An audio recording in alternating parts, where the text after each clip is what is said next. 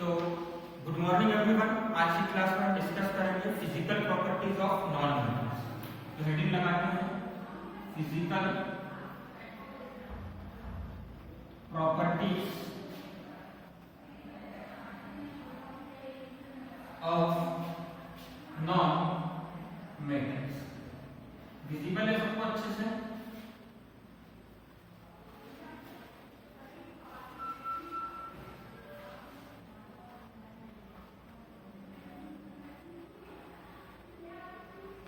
Visible है ना, दिख रहा है ना सबको? चलो, physical properties of non metal में तो सबसे पहले हम फिजिकल स्टेट की बात करते हैं।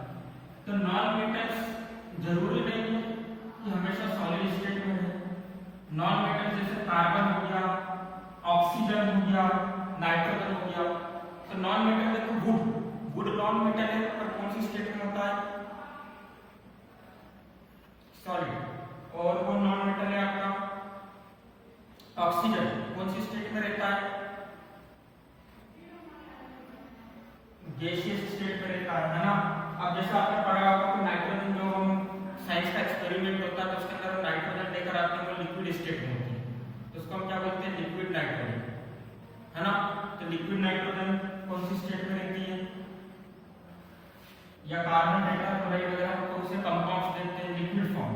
तो फिजिकल स्टेट नॉन मेटल की तीनों हो सकती है, it can be solid, liquid और gaseous. It can be solid, liquid और गैसियस, है ना। तो सॉलिड का एग्जांपल क्या हो जाएगा? देखो नॉन मेटल में सबको पता है सॉलिड क्या होती है? वुड, है ना। एग्जांपल देखते हैं, चलो वुड क्या होती है? सॉलिड होती है, ठीक है। गैसियस के अंदर क्या हो जाएगा? जितने हमारे पास आसपास गैसेस है, कौन कौन सी गैसेस है? ऑक्सीजन, नाइट्रोजन एक्सेट्रा, है ना। चलो, और हम लिक्विड की बात करें तो लिक्विड वाटर मेटल है कि नॉन मेटल है? वाटर के अंदर देखो हाइड्रोजन और ऑक्सीजन, हाइड्रोजन भी नॉन मेटल, ऑक्सीजन भी नॉन मेटल, दोनों मिलकर क्या बनेंगे? नॉन मेटल ही होगा ना। बहुत ही होगा। तो ये कोई भी स्टेट में पाया जा सकता है, सॉलिड, लिक्विड और गैसियस। अब देखो दूसरी चीज हमने क्या पढ़ा था, दूसरा फिजिकल प्रॉपर्टी मेटल में, कि मेटल के सरफेस क्या होती है? प्योर स्टेट में क्या करती है? चमकती। एक चीज बताओ, वुड लकड़ी प्योरेस्ट फॉर्म में चमकती है क्या? गैसेस तो दिखती नहीं है। वाटर का आपको कलर में तो बता सॉलिड फॉर्म में, नॉन मेटल सॉलिड फॉर्म में जितने भी नॉन मेटल है क्या चमकते हैं? नहीं चमकते, है ना। तो क्या लिखेंगे हम? लस्टरस सरफेस होती है क्या? दे do not have shining surface. मतलब अगर इनको शाइनिंग सरफेस देनी है तो इनका स्पेशल ट्रीटमेंट करना पड़ता है। जैसे आप घर में लकड़ी की चीजों पर पॉलिशिंग करवाते हैं, जिनके घर में लकड़ी के फर्नीचर होंगे सबको पता होगा पॉलिशिंग होती है ताकि वो अच्छे से शाइन करे। या जो प्लास्टिक है तो प्लास्टिक के ऊपर भी क्या होता है? मार्केट में आने के पहले शाइनिंग के लिए क्या होती है? पॉलिशिंग वगैरह होती है ताकि वो क्या करे? शाइन करे। तो they do not have shining surface, है ना। या उसको हम क्या लिख सकते हैं? They are non lustrous in nature, है ना। They are non lustrous in nature, they are non lustrous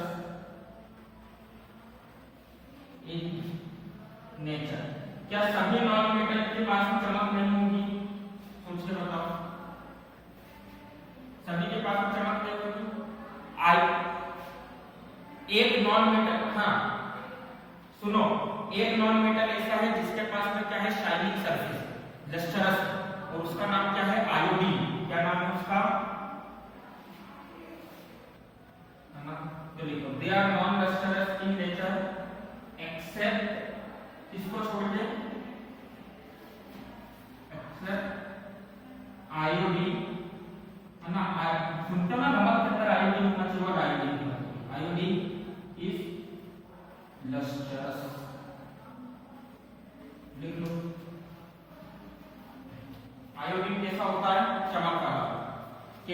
होता है इसका वॉयलेट कलर का होता है।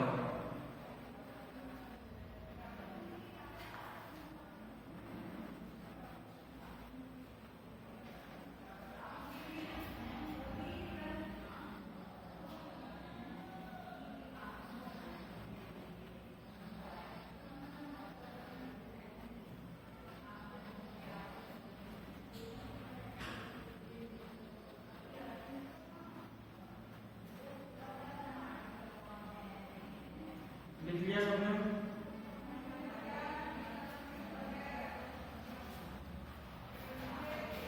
अच्छा, नॉन मेटल मेलेबल और डक्टाइल होते हैं,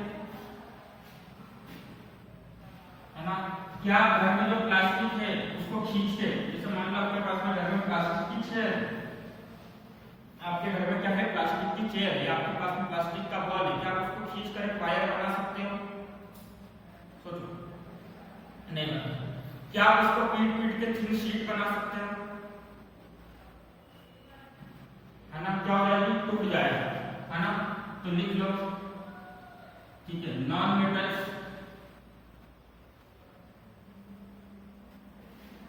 are neither ductile, non metals ductile भी नहीं होते हैं और क्या नहीं होते हैं, नॉन मेलेबल। मतलब आप उसको नहीं खींच के लंबा वायर बना सकते हो, नहीं खींच कर, नहीं पीट पीट कर क्या बना सकते हो, पतली शीट बना सकते हो, ठीक है। तो नॉन मेटल होते हैं इसमें, तो non metals are brittle in nature. कैसे होते हैं नॉन मेटल्स, कैसे होते हैं नॉन मेटल्स, जल्दी बताओ। ब्रिटल नेचर के होते हैं। ब्रिटल मतलब क्या, जैसे ये लकड़ी है ना, देखो ये वुड है, इस वुड के ऊपर मैं क्या करूंगा, फोर्स लगाऊंगा, तभी नहीं टूट रही है, नहीं टूट रही है, नहीं टूट रही है। एक कंडीशन ऐसी है कि मैंने ज्यादा फोर्स लगा दिया तो एकदम से टूट जाएगी, झुकेगी या मुड़ेगी नहीं। जैसे एक चीज बताओ, आपके पास में छोटा सा चम्मच स्टील, तो आप उसके ऊपर फोर्स लगाते हो, उसको दबाते हो, उसको मोड़ते हो, तो क्या होता है, कंप्लीटली बेंड हो जाता है। पर क्या टूट के अलग अलग होता है? नहीं होता। पर उसी की जगह आपने क्या करा, जो फ्लेक के अंदर जो लकड़ी रखी, जैसे है ना, माइक बंद करो, आप फ्लेक खरीदते हो, है ना, या चॉक्स आप फ्लेक खरीदते हो, या जैसे चॉक नॉन मेटल है, अब इस चॉक के ऊपर मैं फोर्स लगाऊंगा, एक कंडीशन आएगी, है ना, दिख रहा है सबको, चॉक नॉन मेटल, इस चॉक के ऊपर मैंने क्या करा, फोर्स लगाया, क्या हो गया, सडनली टूट गया, है ना। तो ये कैसा ब्रेक होता है, अचानक से ब्रेक हो जाता है। देखो अभी एकदम से फोर्स झेलता जा रहा है ना, एकदम से क्या हो जाएगा, सडनली ब्रेक हो जाएगा। पर मेटल में ऐसा होता है कि सडनली ब्रेक होता है क्या मेटल, टाइम लेगा। तो लिख लेते हैं हम यहाँ पर, they are non metals are brittle in nature, non metals are brittle in nature. Brittle मतलब टूट जाते हैं, अचानक से क्या हो जाते हैं, है ना, सडनली क्या हो जाते हैं, टूट जाते हैं, ठीक है। चलो दूसरी चीज, आप लोगों ने देखा होगा घर के अंदर जो अपना कुकर होता है, प्रेशर कुकर होता है, तो उसके हैंडल पे क्या लगा कर देते हैं, वो लोग प्लास्टिक लगा कर देते हैं। क्यों लगा कर देते हैं प्लास्टिक? प्लास्टिक क्या है, प्लास्टिक गुड कंडक्टर ऑफ, सुनो, अगर प्लास्टिक अगर गुड कंडक्टर ऑफ हीट होता और हम गैस पे क्या रखते हैं, कुकर रखते हैं, बाद में जैसे हम कुकर को उठाते तो हमारा हाथ जल जाता है ना, हमारे हाथ में क्या लग जाता है, वुंड्स लग जाते हैं उसकी वजह से। तो इस तरीके से बचाने के लिए हमारे हाथ को कि हीट से हमारा हाथ जले नहीं, तो वहां पर क्या लगा दिया, प्लास्टिक का। सबको पता है प्लास्टिक क्या होता है, bed conductor of heat and electricity होता है, ठीक है। तो अगर वो बेड कंडक्टर है तो हीट को हमारे हाथ तक आने देगा,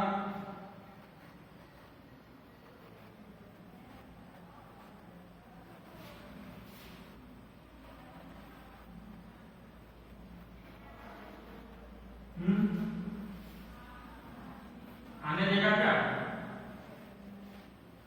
जल्दी बताओ। They are bad conductor of heat and या poor conductor of heat and electricity, poor they are poor conductor of heat and electricity. लिख लो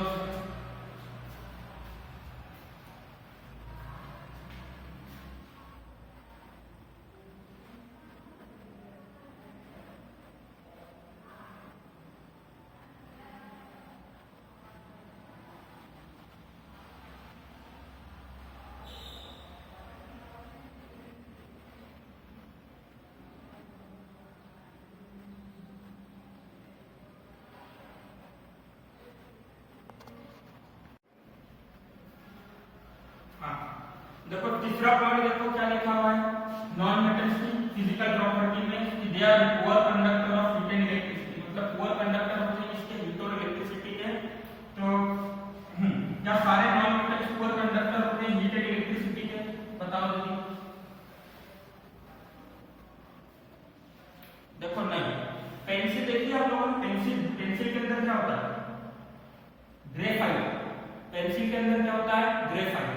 तो ग्रेफाइट क्या है, नॉन मेटल है। तो कार्बन की प्रॉपर्टी होती है कि वो एक से ज्यादा फॉर्म में एग्जिस्ट करता है। तो कार्बन की प्रॉपर्टी को क्या बोलते हैं हम, एलोट्रॉपी। क्या बोलते हैं, क्या बोलते हैं, जल्दी रिपीट करो मेरे साथ में, एलोट्रॉपी।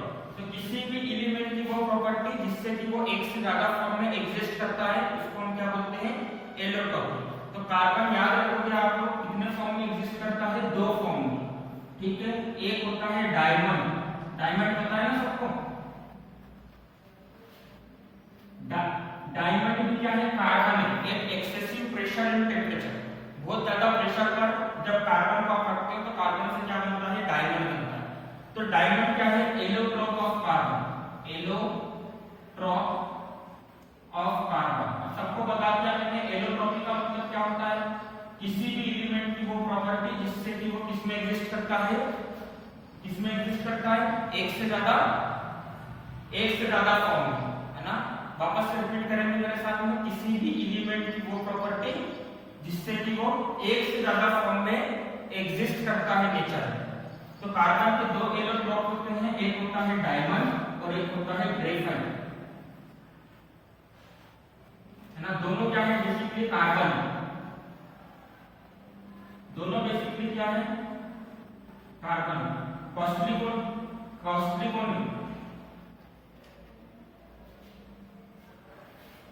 डायमंड कॉस्टली, है ना। चलो अच्छा, ग्रेफाइट को कम मत समझो, मैं ग्रेफाइट का ऐसा यूज बताऊंगा कि आपने आज तक कभी सुना नहीं होगा, है ना। बस हमको याद दिलाना है, पहले अपन डिस्कस कर लेते हैं, फिर हम ग्रेफाइट का एक्स्ट्रा ऑर्डिनरी यूज करेंगे, है ना। तो ग्रेफाइट आपने अभी तक देखा होगा पेंसिल के अंदर होता है, और ग्रेफाइट क्या होता है, नॉन मेटल है, जो क्या कंडक्ट कर सकता है, इलेक्ट्रिसिटी। तो हम लिख लेते हैं एक्सेप्ट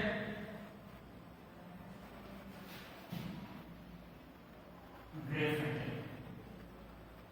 ठीक है ना। एक चीज बताओ, स्पेस के अंदर टेम्परेचर कम होता है कि ज्यादा होता है, स्पेस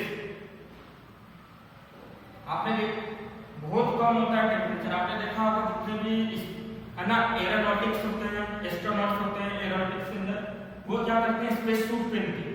स्पेस के अंदर जाते समय क्या करते हैं, स्पेस सूट। तो स्पेस सूट क्या करता है, दो चीजों से बचाता है, एक तो वहां की जो ठंड है, वहां पर टेम्परेचर इतना कम है उससे बचाता है, और स्पेस सूट उनको क्या अवेलेबल कराता है, ऑक्सीजन अवेलेबल कराता है, ताकि वो ऑक्सीजन लेते रहे कंटिन्यूअसली, है ना। तो एक्चुअली होता क्या है कि वहां पे इतना कम टेम्परेचर है कि जो हमारा रॉकेट है, एक चीज बताओ, साइकिल में आप लोग साइकिल स्मूथ चले उसके लिए क्या डालते हैं, ऑयल डालते हैं, डालते नहीं डालते, है ना, ऑयल डालते हैं। अब जैसे रॉकेट भी स्मूथली चले, रॉकेट का जो इंजन है वो भी कैसा काम करे, स्मूथली काम करे, ताकि जितने भी, है ना, एस्ट्रोनॉट गए हैं वो क्या करें, अच्छे से जाए और वापस से आ जाए। तो अगर हम स्पेस के अंदर जा रहे हैं रॉकेट में, ऑयल यूज करेंगे, है ना, ताकि इंजन अच्छे से काम करे, तो टेम्परेचर इतना कम है, ऑयल क्या बन जाएगा, ऑयल क्या हो जाएगा, लिक्विड स्टेट से कौन सी स्टेट में आ जाएगा, सॉलिड स्टेट में आ गया। अब जस्ट इमेजिन करो कि आपकी साइकिल है जिसमें आपने ऑयल डाल रखा है, वो लिक्विड स्टेट से कौन सी स्टेट में आ गई, सॉलिड स्टेट में आ गई। क्या साइकिल अच्छे से चलेगी, नहीं चलेगी, चेन उतर जाएगी या चेन टूट जाएगी, है ना। तो अगर ऐसा हो गया कि वहां पर अगर इंजन खराब हो गया तो साइंटिस्ट हमेशा के लिए जाता है, एस्ट्रोनॉट जो भी गया फंस जाएगा, उसकी डेथ भी हो सकती है। तो वहां पर हम क्या करते हैं, ऑयल की जगह क्या यूज करते हैं, ग्रेफाइट का पाउडर यूज करते हैं। क्या यूज करते हैं, देखो कितनी बड़ी चीज सीखे हो आज, है ना, ग्रेफाइट का पाउडर। अब आप बता सकते हो कि जो रॉकेट जाता है ना आसमान में, उसके अंदर ऑयल की जगह किसका पाउडर यूज होता है, ग्रेफाइट का पाउडर यूज होता है ना। तो ग्रेफाइट का यूज क्या है, लुब्रिकेंट, है ना, जैसे हम लुब्रिकेट का मतलब क्या होता है कि मशीन के अंदर हम डालते हैं ताकि मशीन स्मूथली काम करे। तो स्पेस वाले जो स्पेसशिप होते हैं, जो रॉकेट होता है, इसमें लुब्रिकेट क्या यूज करते हो, क्या यूज करते हो? अब ग्रेफाइट पहले से सॉलिड है और पाउडर फॉर्म में है, तो कितना भी टेम्परेचर कम कर लो, ये ऐसा थोड़ी होगा कि लिक्विड फॉर्म में चला जाएगा या गैसियस फॉर्म में चला जाएगा। सॉलिड है तो सॉलिड फॉर्म में रहेगा। समझ गए सब? चलो लिख लो इसको, भूलेंगे तो नहीं।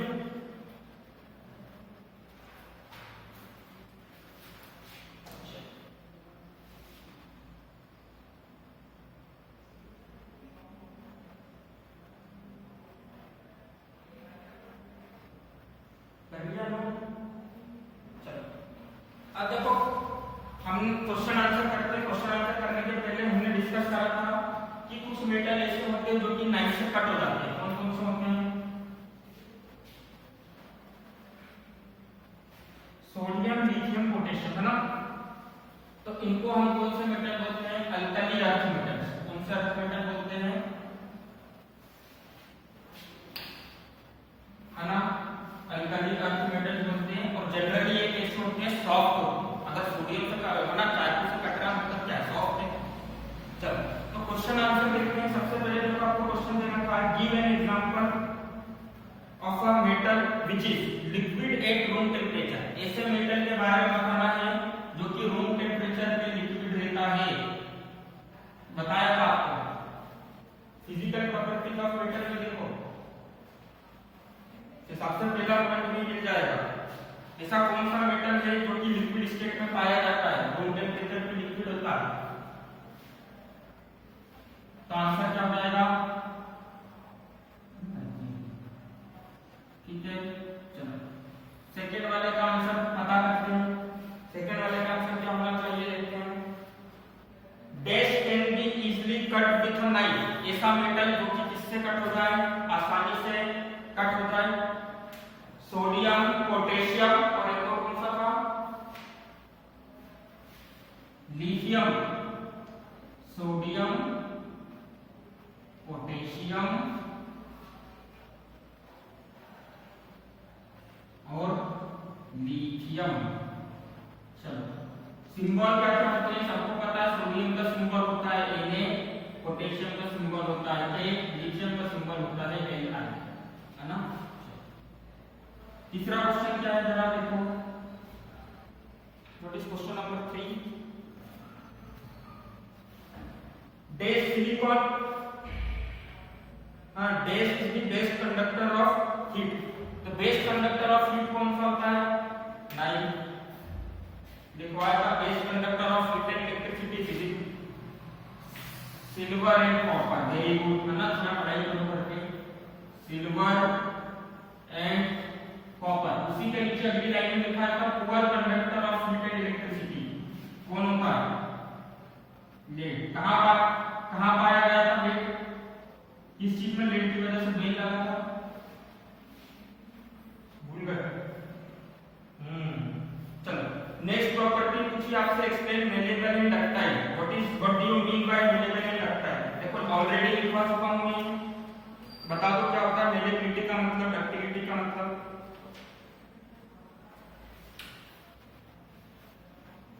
हाँ, तो थीन शीट में कैसे कन्वर्ट करोगे, रखोगे, अपने आप हो जाएगा कि उसको पीटना पड़ेगा। हाँ, उसको पीटना पड़ेगा ना, मारना पड़ेगा मतलब पीटना पड़ेगा। ओके। और डक्टिलिटी का मतलब उसको पतले वायर में कन्वर्ट करना। तो कैसे पतले वायर में कन्वर्ट होगा?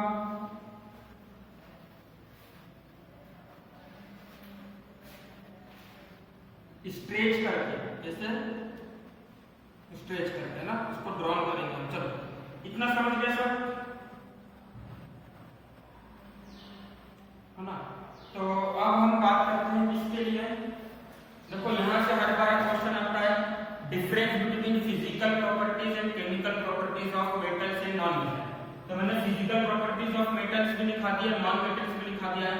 तो आप घर से difference between physical properties of metals and non metals का डिफरेंस बिटवीन लिखकर आना।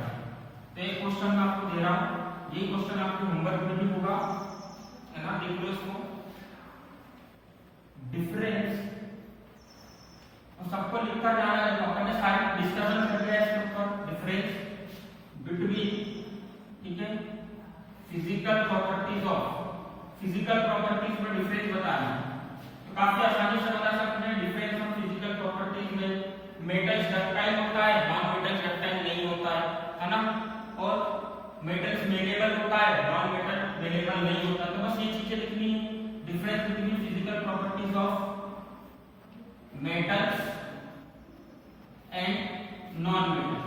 अब देखो ये क्वेश्चन में आपको होमवर्क में अलग से जो लिख के देते हैं उसको भी दे सकता था, पर यहाँ पर इस क्वेश्चन को बताने का रीजन ये है कि मैं चाहता हूँ कि आप डिफरेंस बिटवीन इस तरीके से लिखें ताकि एग्जाम में क्या है आपको 10 से ज्यादा मार्क्स मिल सके।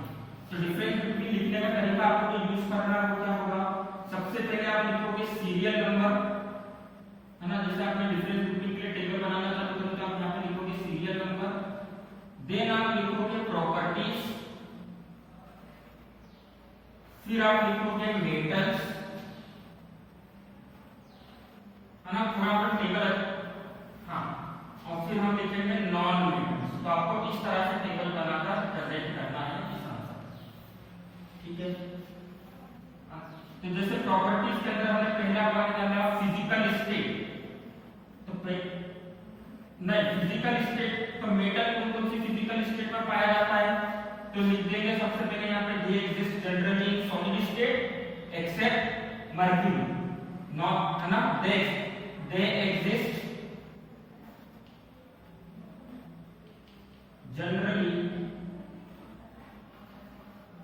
इन सॉलिड स्टेट एक्सेप्ट मर्क्यूरी।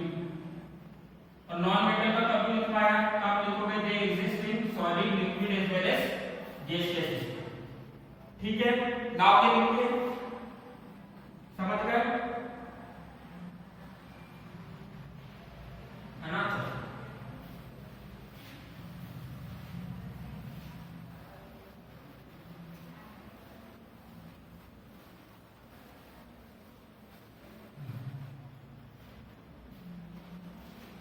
तो आज हम क्लास की ये को डिस्कस करेंगे कि क्या होगा अगर हम मेटल को रिएक्ट कराते हैं, किसके साथ मेटल को हीट करते हैं तो क्या होता है, ठीक है।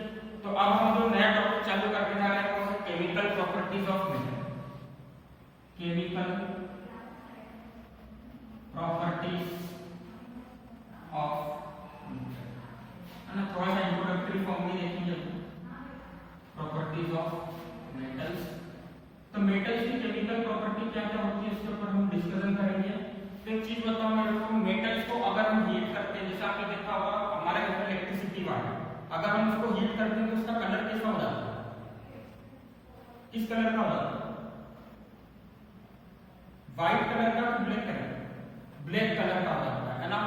तो और आपने देखा होगा जहां पर आयरन की वेल्डिंग वगैरह होती है या आयरन की चीजों का चीजें बनती है, वहां पर देखा होगा आपने आयरन को हीट करते हैं तो वो कैसा होता है, कलर चेंज करता है। तो जनरली जब भी हम मेटल को हीट करते हैं तो वो क्या करता है, आसपास जितनी भी सराउंडिंग में, आसपास के एनवायरनमेंट में जो भी ऑक्सीजन है उसके साथ में रिएक्ट करता है और क्या बनाता है, मेटालिक ऑक्साइड बनाता है। क्या बनाता है, ठीक है। तो लिख लेते हैं, ऑन हीटिंग metals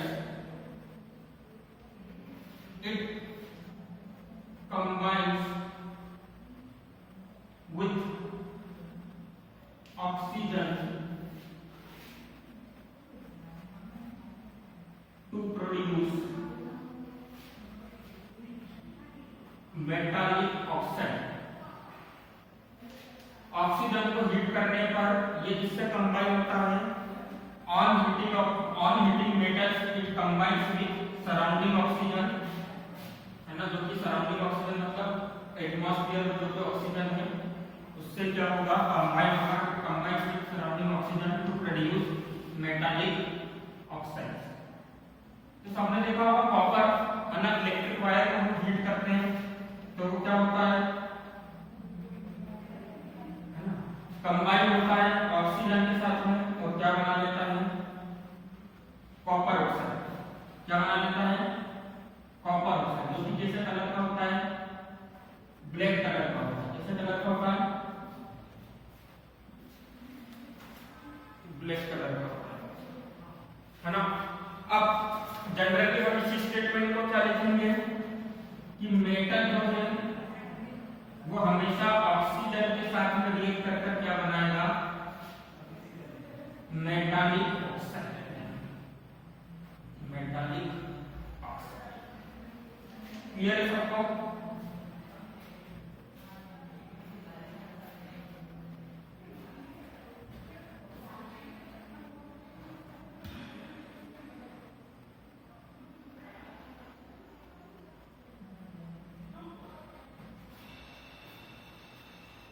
लिख लिया।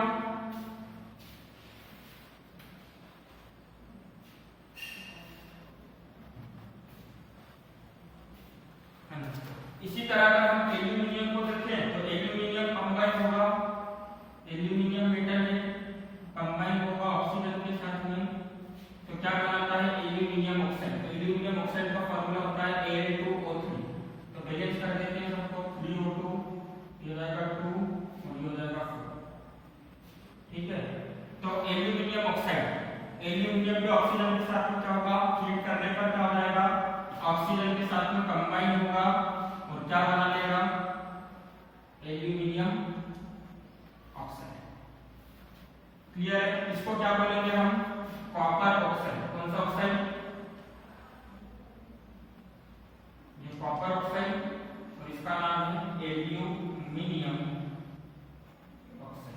अच्छा याद करो, एसिड बेस एंड सॉल्ट वाले चैप्टर में हमने पढ़ा था मेटल के जो ऑक्साइड होते हैं वो कैसे नेचर के होते हैं, एसिडिक की बेसिक, कैसे नेचर के, कॉपी खोलकर देखो पता लगाओ कैसे नेचर के होते हैं। ऑक्साइड्स ऑफ मेटल लिखवाया था,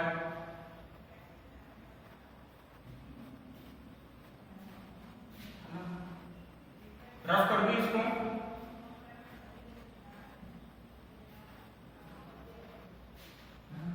तो देखो जनरली आपने जो एसिड बेस एंड सॉल्ट वाले चैप्टर में नोट्स बना रखा है उसमें जब आप देखोगे तो आपको चीज पता चलेगी कि मेटल के जो ऑक्साइड्स होते हैं वो जनरली कैसे नेचर के होते हैं, बेसिक नेचर के होते हैं। वेरी, तो generally oxides of metal are basic in nature, पर कुछ ऑक्साइड ऐसे होते हैं जो कि एसिडिक जैसा भी बिहेव करते हैं। मतलब यहाँ पर नेचर में कुछ मेटल के ऑक्साइड ऐसे हैं जो कि एसिड जैसा भी बिहेव करेंगे और बेस के जैसा भी बिहेव करेंगे। ऐसे मेटल के ऑक्साइड्स को हम क्या बोलेंगे, एम्फोटेरिक ऑक्साइड। तो इसे ऑक्साइड बोलेंगे, कौन सा ऑक्साइड बोलेंगे, एम्फोटेरिक ऑक्साइड। तो व्हाट इज एम्फोटेरिक ऑक्साइड करके फार्मूला सॉरी क्वेश्चन आता है कि एम्फोटेरिक ऑक्साइड्स क्या होते हैं, तो उसकी डेफिनेशन में लिखा रहा हूं। तो एम्फोटेरिक ऑक्साइड मैंने बताया क्या होता है, ऐसे ऑक्साइड जो कि ऐसे मेटल के ऑक्साइड जो कि एसिड के जैसा भी बिहेव करेंगे और बेस के जैसा भी बिहेव करेंगे, है ना। तो डेफिनेशन क्या हो जाएगी, oxides of metal, oxides of metals which can act as acid as well as base is known as those oxides of metal, those oxides of metals which can act as acid as well as base is known as amphoteric oxide. Amphoteric oxide. ठीक है, clear है सबको।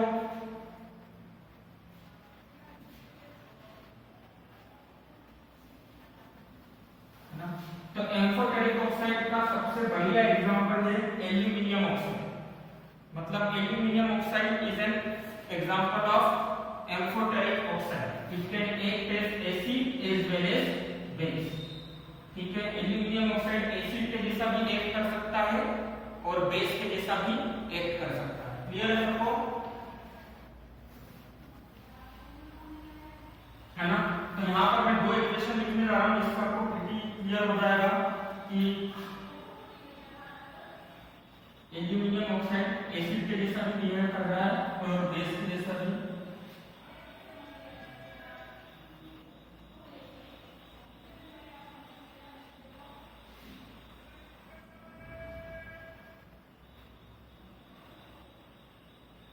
ये equation देखो, सबसे पहली equation यहाँ पर एल्यूमिनियम ऑक्साइड जो है किसके साथ में रिएक्ट करा? HCl। अब सबको पता है ऐसा सब्सटेंस जो पानी में डालने पर H+ आयन देता है उसको हम एसिड बोलते हैं। तो यहाँ पर ये H2 है और एल्यूमिनियम ऑक्साइड किसके जैसा एक्ट कर रहा है? बेस के जैसा। क्या बना रहा है? तो ये कंपाउंड का आप नाम याद रखोगे, एल्यूमिनियम ट्राइक्लोराइड। क्या बनाएगा?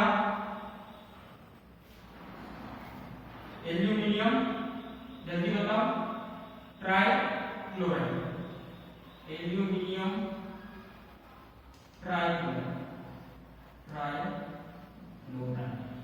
है ना? इस रिएक्शन को अभी नहीं, बाद में याद करने का तरीका बता दूंगा, अभी आप लिख लो, ठीक है? कैसे याद रखना है, चलो बता देता हूँ। सिंपल है कैसे। देखो, एल्यूमिनियम, ऑक्सीजन, हाइड्रोजन और क्लोरीन तीनों मिलकर क्या बनाएंगे? एल्यूमिनियम और क्लोरीन का कंपाउंड बनेगा और वाटर बनेगा। तो वाटर बनने के लिए क्या चीज जरूरी होती है? हाइड्रोजन और ऑक्सीजन। तो इन दोनों को अलग निकाल लो। अब 6 हाइड्रोजन है और 3 ऑक्सीजन, तो वाटर का फार्मूला क्या होता है? H2O। तो 6 हाइड्रोजन है मतलब 2 × 3, तो यहाँ पे क्या जाना चाहिए? 3। देखो 3 × 6 हाइड्रोजन, 3 × 1 ऑक्सीजन हो गया, ठीक है? आगे बात समझ में, है ना? और एल्यूमिनियम और क्लोरीन को हम साथ में लिख देंगे, एल्यूमिनियम और क्लोरीन। अब एल्यूमिनियम कितने हैं? 2 हैं, क्लोरीन 6 है, तो इसके लिए हमने यहाँ पे नीचे 3 लगा दिया।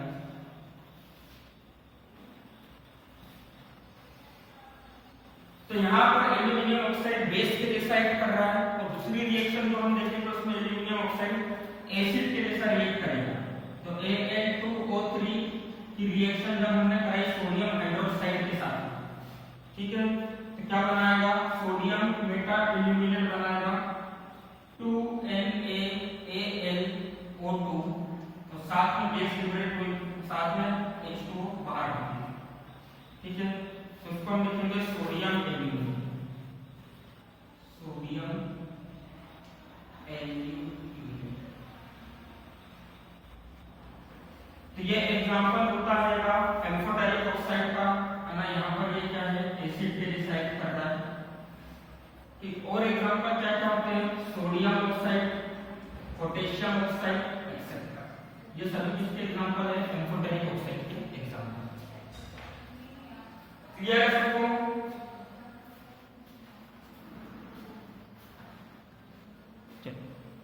So bye everyone, have a good day.